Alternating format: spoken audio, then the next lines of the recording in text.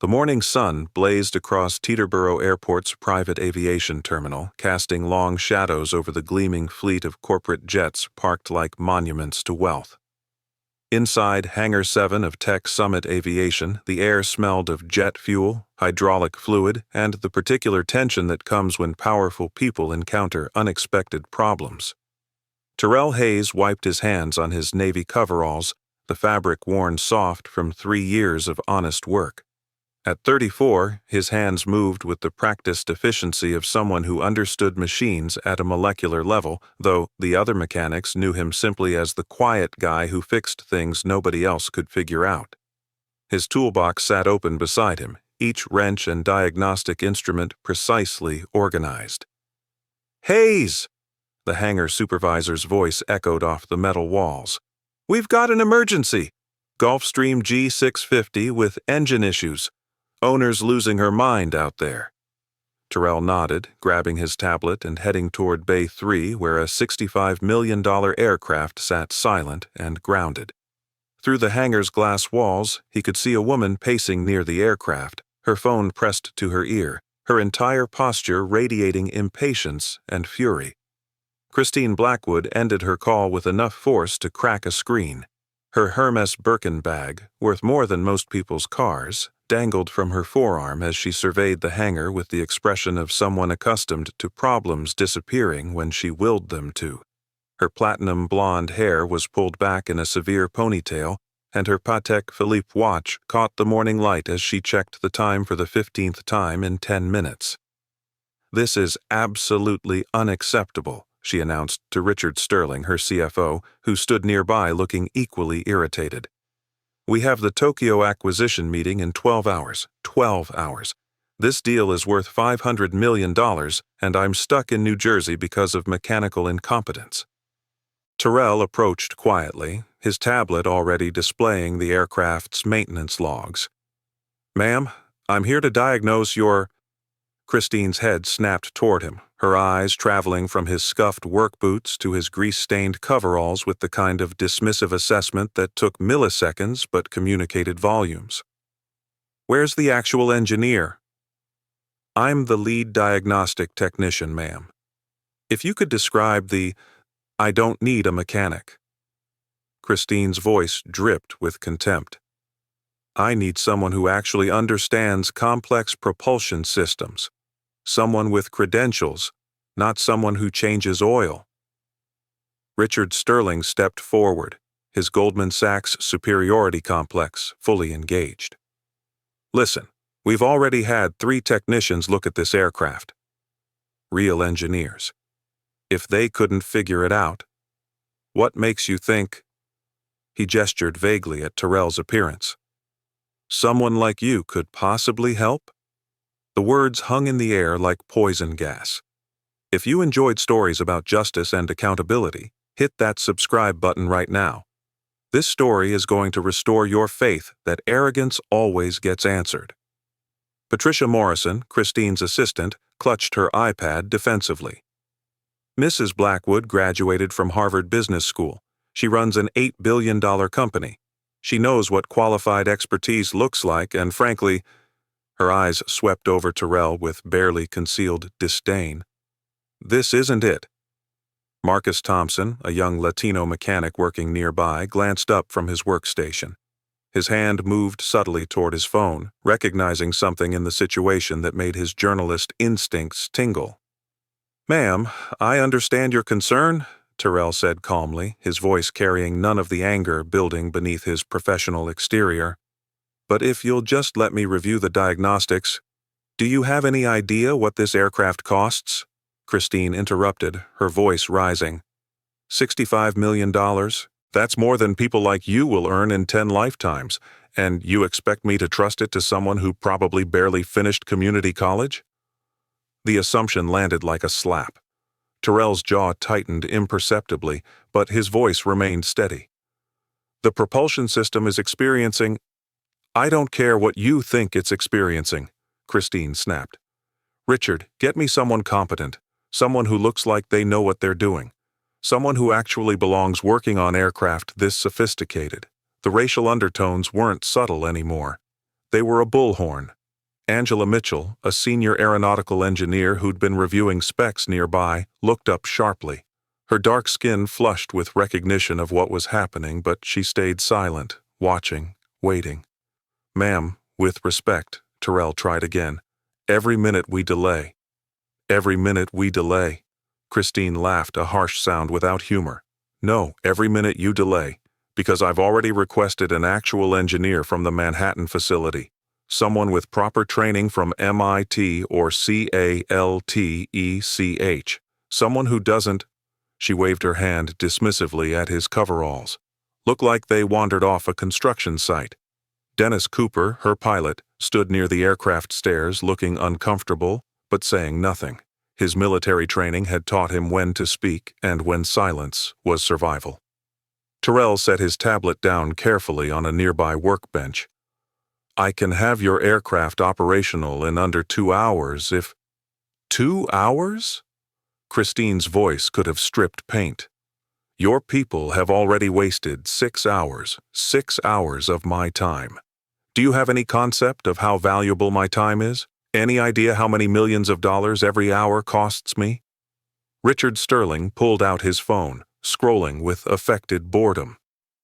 "Christine, the engineer from Manhattan is stuck in traffic, won't be here for at least 90 minutes.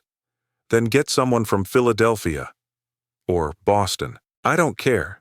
Christine's eyes blazed with the particular fury of someone whose money had always guaranteed compliance. "Just get me someone who actually went to a real university instead of—" She glanced at Terrell with undisguised contempt. "Whatever vocational program probably barely qualified you for this job." Patricia nodded vigorously. "The company's reputation is at stake. We can't risk having someone unqualified touching a $65 million aircraft." Unqualified. The word echoed in Terrell's mind, carrying with it 3 years of similar assumptions, similar dismissals, similar casual racism dressed up as professional standards. Marcus's phone was definitely recording now, positioned carefully to capture the entire scene.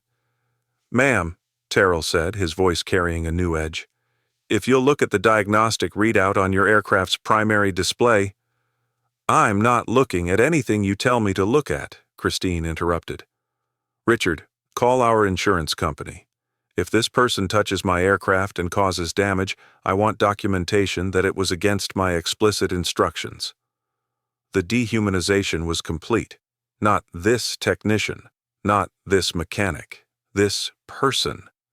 Angela Mitchell finally stood, her 62 years of experience in aerospace engineering compelling her forward. "Mrs. Blackwood, perhaps you should listen to—" "And who are you?" Christine demanded. "Senior aeronautical engineer, 35 years experience. I'm telling you that this man—" "I don't care what you're telling me," Christine cut her off. "I pay for premium service, and premium service doesn't come from—" Her eyes swept over both Terrell and Angela with the same dismissive contempt. "Whatever diversity hire program this facility is running." The hangar had gone silent. Other mechanics had stopped working, watching the confrontation unfold with varying degrees of shock and discomfort. Terrell picked up his tablet again, pulling up specific data. "Mrs. Blackwood, your Rolls-Royce BR-725 engines are showing a harmonic frequency disruption in the—" "Stop talking!" Christine's voice cracked like a whip. "You're wasting my time with technical jargon you probably don't even understand. I've seen this before. People like you trying to sound smart, using words you heard real engineers use, pretending you understand systems that require actual intelligence to comprehend." Richard Sterling smirked. Probably Googled some terminology on his phone. Patricia giggled, quickly covering her mouth, but not quickly enough. "I've worked on propulsion systems for—" Terrell began. "For what?" Christine demanded. "For this little hangar? Changing spark plugs on Cessnas? That's not the same as understanding a BR-725 turbofan engine designed by the best engineers in the world. That's not the same as comprehending the sophisticated integration of thrust vector control and—" She stopped mid-sentence, realizing she'd just described precisely what Terrell had been trying to explain. The thrust vector control, Tyrrell said quietly, is experiencing a cascading synchronization error caused by a microscopic fracture in the secondary harmonics dampener. The fracture is exactly 0.003 millimeters wide and located at bearing housing junction B7. Your Manhattan engineer won't find it without a level 3 acoustic resonance scan, which takes approximately 4 hours to complete properly. The specificity stopped Christine cold. Or, Tyrrell continued, his voice carrying a new authority, I can physically access bearing housing B7, confirm the fracture visually, and replace the dampener assembly in 90 minutes. Your choice. Christine stared at him, something flickering in her expression that might have been doubt. You're guessing. I'm not guessing, ma'am. I'm reading the harmonic signature exactly the way it's presenting. The frequency disruption at 14,750 RPM with a secondary resonance spike at 22,300 RPM can only be caused by a fracture in that specific location affecting that specific component. Angela Mitchell's eyes widened, recognition flooding her features. She moved closer, studying Tyrrell's face with new intensity. Prove it, Christine demanded, but her voice had lost some of its edge. Give me access to your engine cowling for 90 seconds, Tyrrell said. If I'm wrong, I'll resign. If I'm right, you'll make your meeting in Tokyo with 3 hours to spare. Richard Sterling looked at Christine uncertainly. Patricia had stopped typing on her iPad. This is ridiculous, Christine said, but she was already moving toward the aircraft stairs. Fine. 90 seconds. Prove you're not just another... She didn't finish the sentence, but everyone knew what word she'd almost used. Tyrrell grabbed a specialized diagnostic scope and moved to the starboard engine with practiced efficiency. His hands worked with the kind of muscle memory that comes from thousands of hours of experience. 30 seconds to access the bearing housing, 20 seconds to position the scope, 15 seconds to locate junction B7. There, he said quietly, angling the scope's display so Christine could see. Bearing housing junction B7, fracture width 0.0032 millimeters, causing harmonic feedback through the entire dampener assembly. Christine stared at the screen, her face draining of color. Angela Mitchell leaned in, her breath catching. That signature, she whispered. That diagnostic approach, I know that signature. She pulled out her phone, fingers flying across the screen, pulling up archived technical papers. Hayes, she said slowly. Tyrrell Hayes. You published a paper in the Journal of Aerospace Engineering in 2019, Microscopic Fracture Detection in High-Performance Turbofan Bearing Systems. I cited it in my own research. The silence in the hangar became absolute. You didn't just work on propulsion systems, Angela continued, her voice filled with dawning realization. You designed the diagnostic protocol for the entire BR-725 engine family.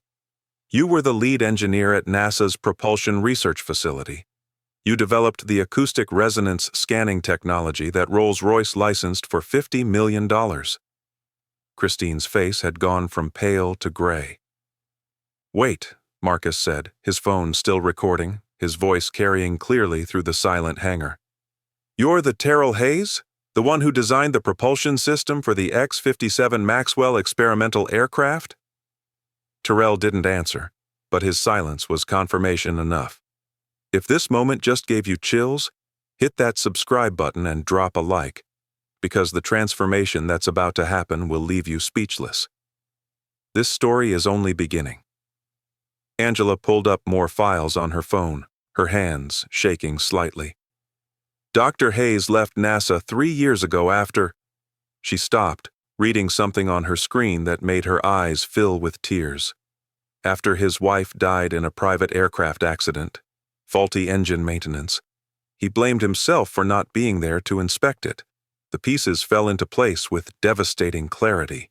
Tyrrell Hayes, Ph.D. in aerospace engineering from MIT, lead propulsion systems engineer at NASA, holder of 17 patents in turbofan technology.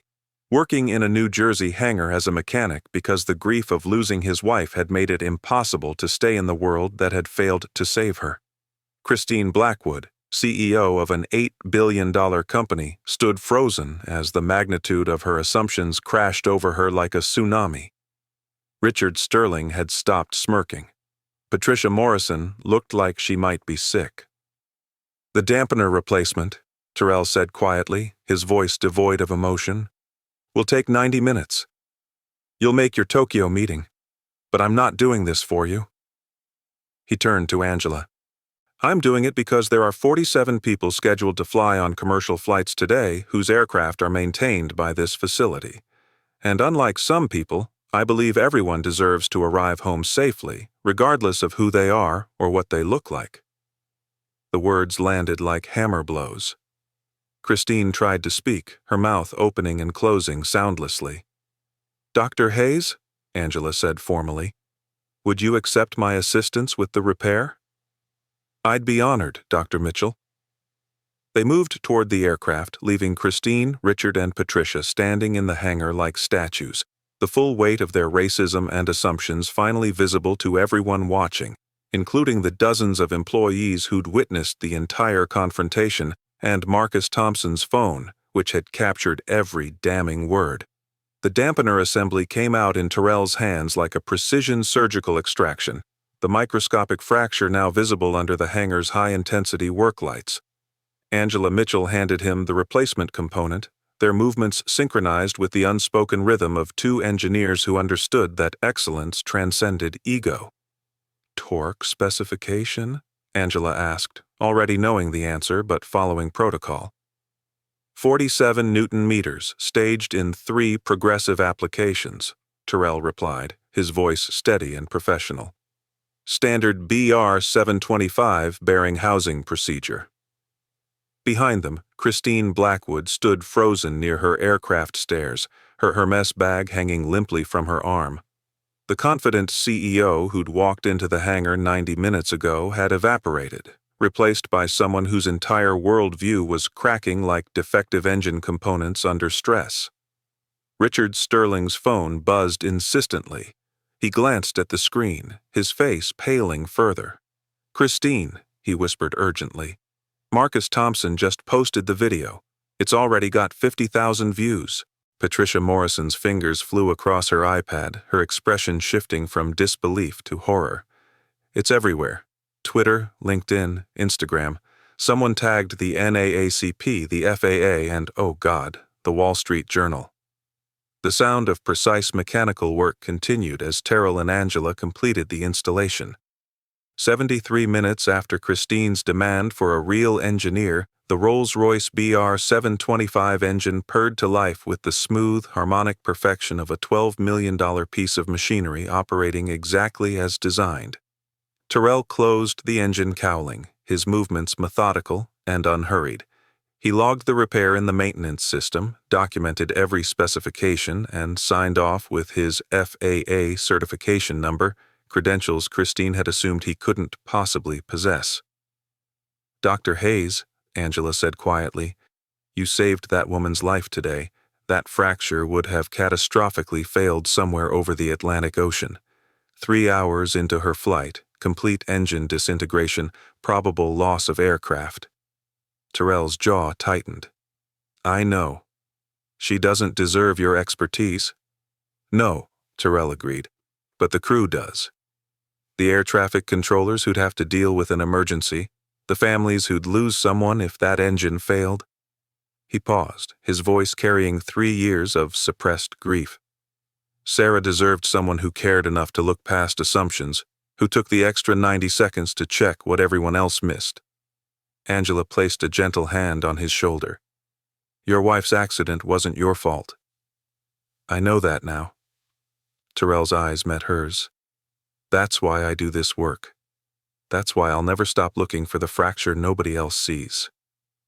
Christine approached slowly, her designer heels clicking against the hangar floor like a countdown timer.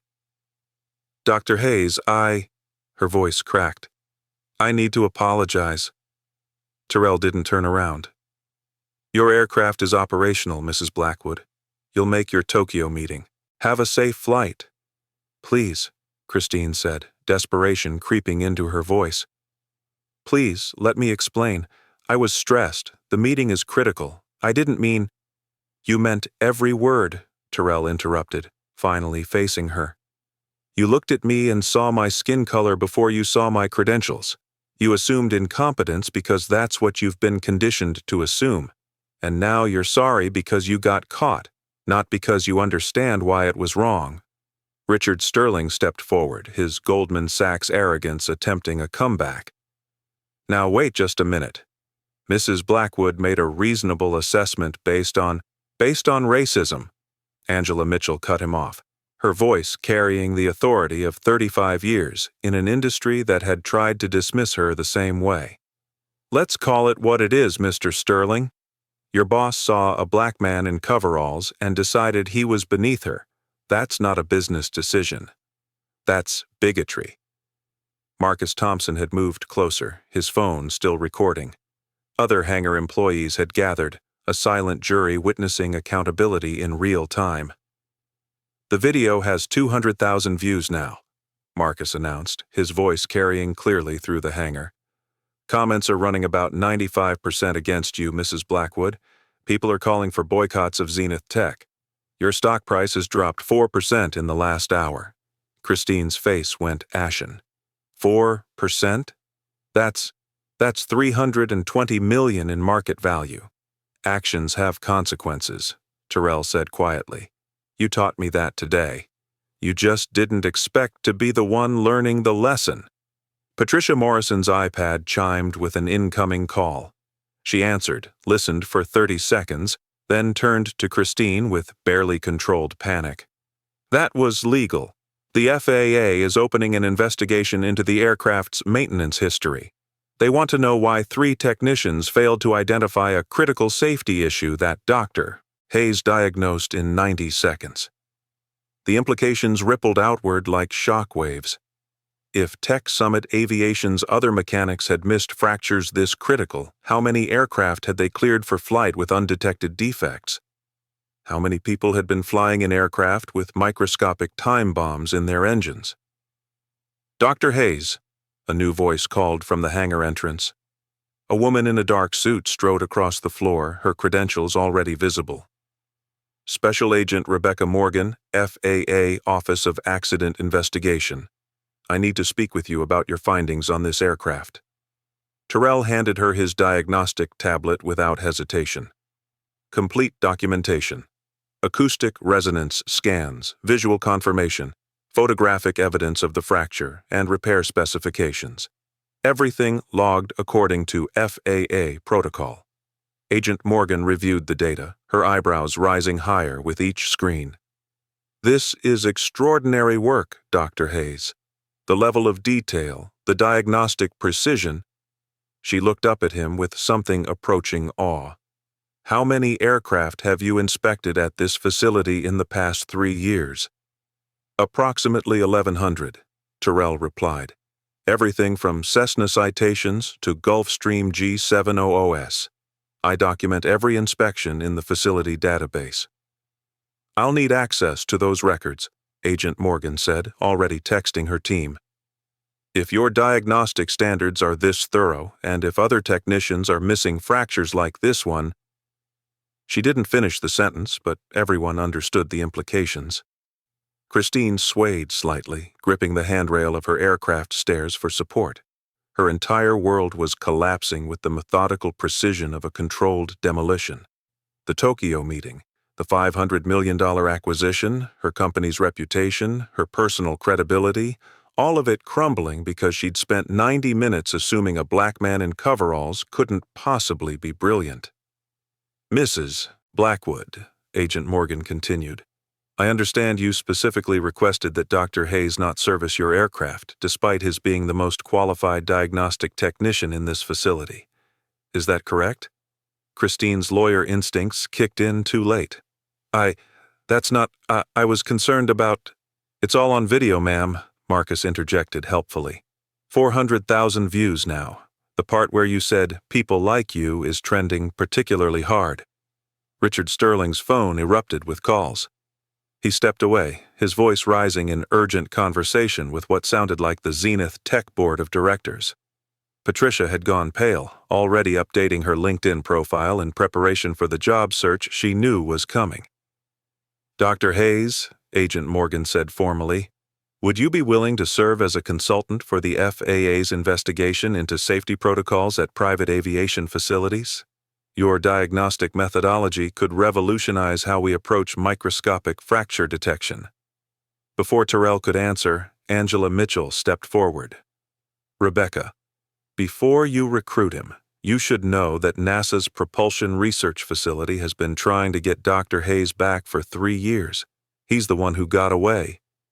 "I'm not going back to NASA," Terrell said quietly, "but I'll help with the investigation. If my work can prevent another accident like—" His voice caught. "Like what happened to Sarah, then it matters." The hangar doors opened again, and this time it was a tsunami of media. News vans, cameras, reporters with microphones. Word had spread faster than jet fuel fumes.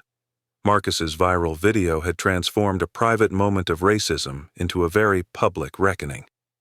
"Mrs. Blackwood," a reporter called out, "is it true you refused service from a NASA engineer because of racial bias?" "Dr. Hayes," another voice, "how does it feel to save the life of someone who discriminated against you?" Christine tried to retreat toward her aircraft, but Agent Morgan blocked her path. "I'm not done with my investigation, Mrs. Blackwood. You'll need to remain available for questioning." Dennis Cooper, the pilot, finally spoke up from his position near the cockpit. "Ma'am, with respect, even if we're cleared for takeoff, I'm not comfortable flying with you as a passenger, not after what I witnessed today." It was the final betrayal. Christine's own employee, a man she'd paid handsomely for his loyalty, drawing a moral line she'd obliterated. "Fine," Christine snapped, her composure completely shattered. "Fine, fire me, investigate me, destroy me on social media, but I'm still the CEO of an $8 billion company. I still have lawyers, resources, power. This will blow over. These things always blow over." "No, Mrs. Blackwood," Angela Mitchell said softly, "they don't. Not anymore." As if summoned by prophecy, Richard Sterling returned from his phone call, his face the color of concrete. "Christine, the board just held an emergency vote. You're suspended pending investigation. They're appointing an interim CEO. He swallowed hard. "I'm also being placed on administrative leave for my comments."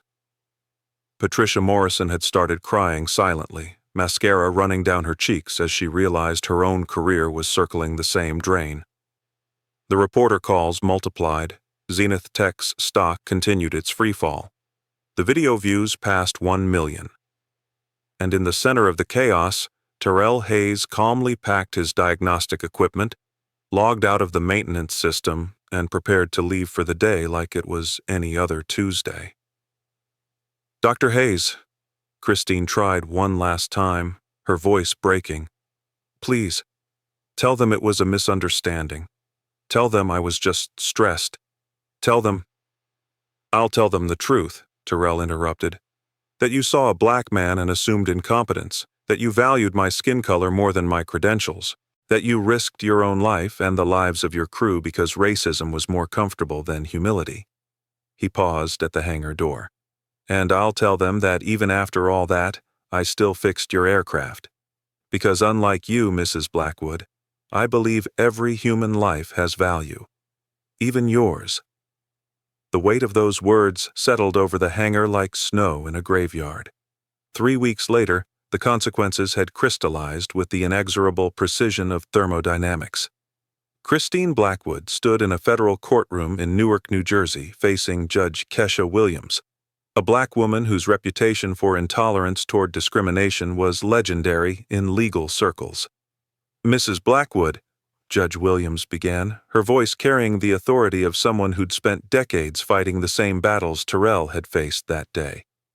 "You are here today because your actions at Teterboro Airport violated federal anti-discrimination statutes.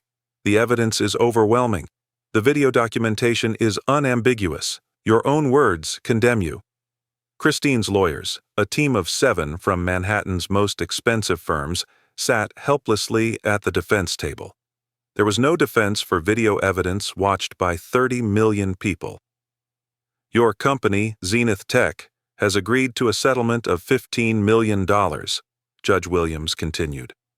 $5 million to Dr. Terrell Hayes as compensation for discrimination and emotional distress.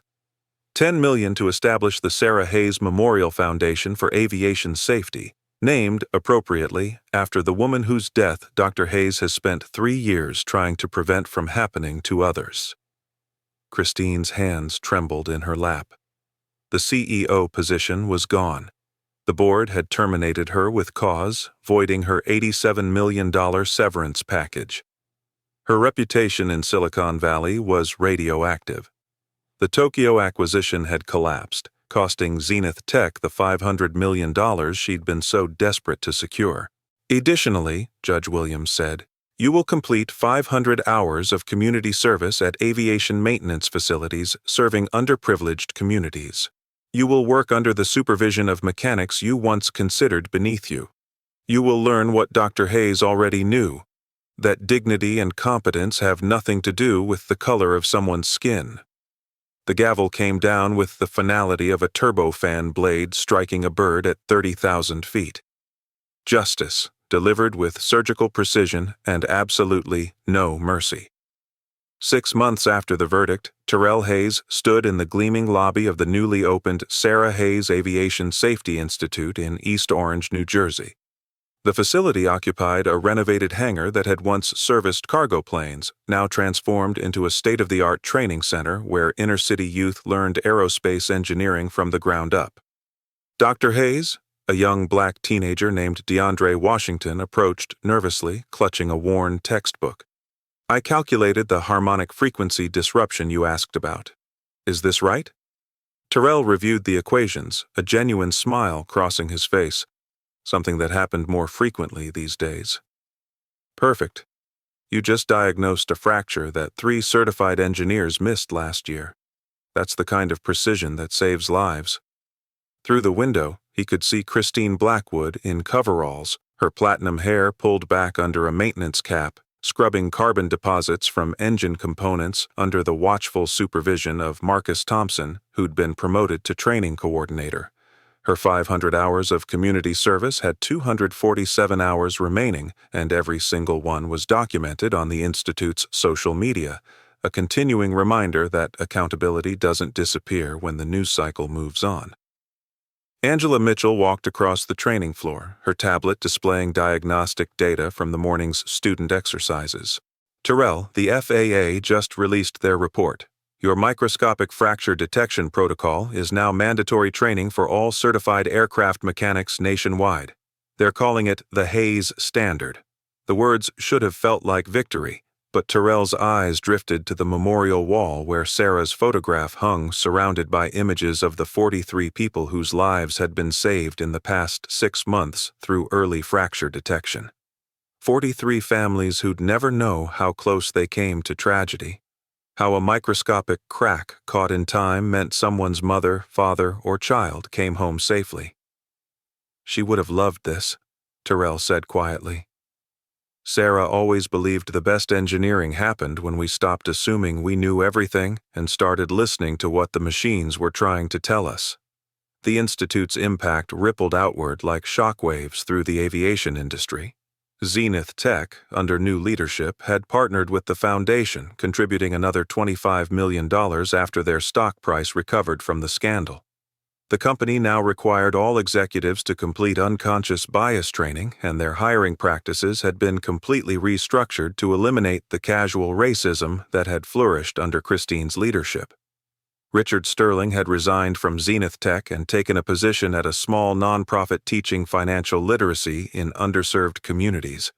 His Goldman Sachs arrogance had been replaced by something resembling humility, though the process had been painful and public. Patricia Morrison worked as the Institute's administrative director now, her Yale MBA finally serving a purpose beyond enabling discrimination. She'd written a viral Medium essay titled, "What I Lost When I Chose Complicity," detailing how participating in Christine's racism had cost her more than her career. It had cost her integrity. Dennis Cooper, the pilot who'd refused to fly with Christine, now volunteered weekends teaching navigation to students who'd never imagined they could touch the controls of an aircraft, let alone pilot one. The training floor buzzed with activity. 50 students from Newark, East Orange, and surrounding communities worked on diagnostic equipment that most aviation facilities couldn't afford. The $10 million from the settlement had been leveraged into partnerships with Boeing, Rolls-Royce, and Pratt & Whitney. Major manufacturers now competed to provide equipment and internships, recognizing that the Hayes standard had made aviation safer for everyone. Dr. Hayes, Agent Rebecca Morgan, entered the facility, her FAA credentials still visible. "I need to show you something." She pulled up data on her tablet. "Since implementing your diagnostic protocol 6 months ago, we've identified 127 microscopic fractures in commercial and private aircraft that previous inspections missed. Every single one would have failed catastrophically within 6 months. We're estimating you've prevented at least 4 major accidents, possibly saving 600 lives." Terrell's throat tightened. 600 people who'd board planes tomorrow, next month, next year, never knowing that a black man in coveralls they'd probably walk past without noticing had saved their lives by refusing to accept that good enough was actually good enough. Christine approached hesitantly, her coveralls stained with hydraulic fluid, her manicured nails now broken and grease-stained. The transformation was remarkable. Not just physical, but something deeper. The arrogance had been stripped away like old paint, revealing someone who was finally learning what humility actually meant. "Dr. Hayes," she said quietly, "I finished the BR-725 teardown you assigned. All components logged and documented according to Hayes' standard protocol." She handed him the tablet, her hands shaking slightly. Terrell reviewed her work in silence. It was meticulous, thorough, and technically flawless. "This is excellent work, Mrs. Blackwood." "Christine," she corrected softly. "Just Christine. I don't get to hide behind titles anymore." She paused, struggling with words. "I've been thinking about what you said that day. About how you fixed my aircraft even after everything I said, everything I assumed. I didn't understand it then. I thought you were just being professional." "And now?" Terrell asked. "Now I understand you weren't being professional. You were being human. You saw past your anger to something more important, that my crew deserved to live, that the people on the ground deserved not to have an aircraft fall on them." Tears welled in her eyes. "I spent 20 years building an empire by seeing people as resources, obstacles, or irrelevant. You showed me that the person I thought was irrelevant was the only one who could save my life." She wiped her eyes, leaving a smudge of grease on her cheek. "I've lost everything. My company, my reputation, my marriage ended, my friends disappeared. But I'm learning more in this hangar than I learned in 4 years at Harvard. I'm learning that competence doesn't come with credentials. It comes with dedication.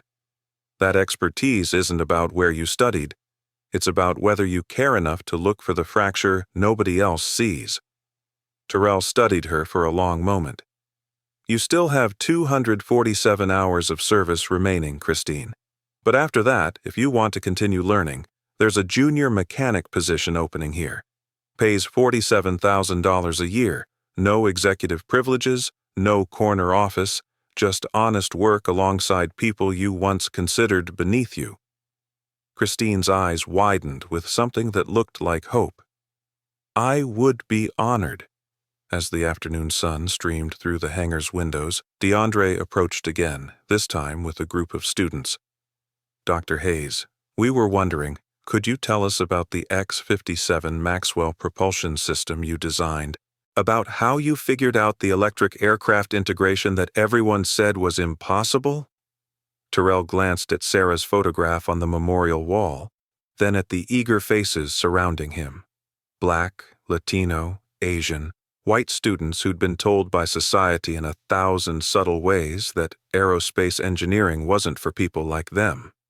The X-57 project taught me the most important engineering principle I ever learned, Terrell began, his voice carrying across the training floor.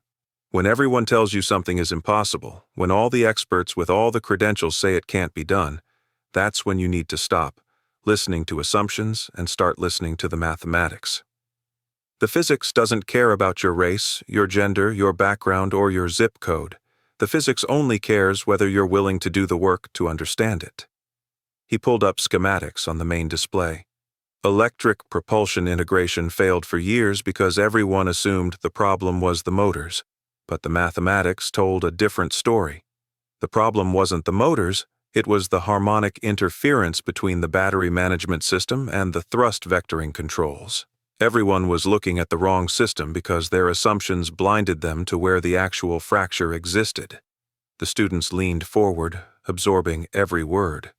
Marcus filmed the lecture for the Institute's YouTube channel, which now had 800,000 subscribers. People around the world watching a black engineer teach the next generation that excellence recognizes no boundaries except those we artificially construct.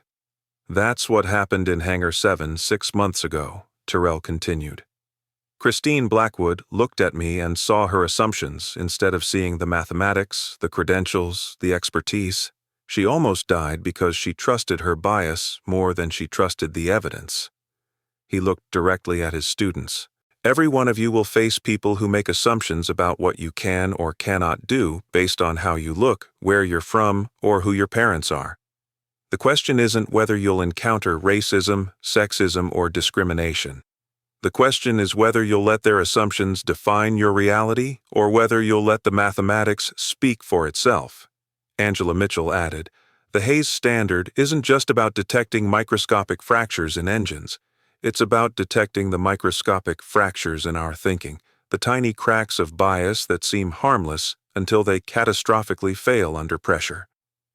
As the training session concluded, Terrell walked to the memorial wall one final time. Sarah's smile looked back at him from the photograph, and for the first time in 3 years, the weight of grief felt less like an anchor and more like a foundation, something solid to build upon rather than something dragging him down. His phone buzzed with a message from NASA. "Dr. Hayes, we're not giving up. When you're ready to come home, we're ready to welcome you back." Meanwhile, the Hayes Institute is training the engineers we should have been recruiting all along. Terrell smiled, pocketing the phone. He was already home. Home was here, in this hangar, with these students, building the future Sarah had believed in, one where a person's potential mattered more than their appearance, where competence was measured by dedication rather than demographics, where the only thing that counted was whether you cared enough to look for the fracture everyone else missed. Outside, aircraft took off from Teterboro Airport every 90 seconds, their engines humming with harmonic perfection, their passengers never knowing that the reason they'd arrive safely was because a man in coveralls had refused to let assumptions define reality. And in the hangar, 50 students learned that the difference between catastrophic failure and flawless operation was often just someone willing to look closer, listen better, and care more deeply than anyone thought necessary. Justice hadn't just been served that day in Hangar 7, it had been transformed into something more powerful, a legacy of excellence that would ripple through generations, proving that the most sophisticated engineering happens when we finally stop assuming we know who belongs and start recognizing that brilliance has always existed everywhere, waiting only for the humility to see it. If this story moved you, hit subscribe and share it with someone who needs to remember that your background doesn't determine your potential. Your dedication does. Drop a comment telling us where you're watching from and share this message. Dignity and competence have no color. They only have commitment. Pass it on.